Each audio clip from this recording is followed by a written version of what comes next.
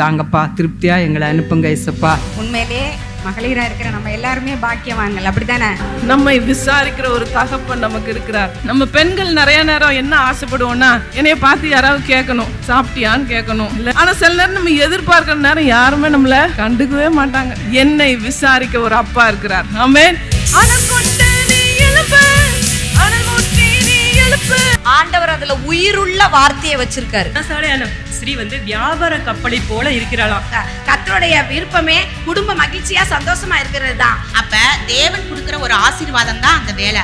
போர்க்களத்துல இறங்கி போராடி தேவனை மகிமைப்படுத்துறாங்களாம். அவங்க தான் நிறைய பேர் ஆண்டவருக்குள்ள கொண்டு வர முடியும். வேணா நாங்க வீட்டுல இருக்கிறோம், அவங்க வேலைக்கு போயிட்டு இருக்காங்க. என்ன அதிசயம் இருக்குது, எங்க அதிசயம் இருக்குது அப்படின்னு பார்த்தா இதுலதான் அதிசயமே இருக்கு. ஆமென். ஆனா அழைக்கப்பட்டவர்கள் அநேகர், தெரிந்து கொள்ளப்பட்டவர்களோ சிலர்.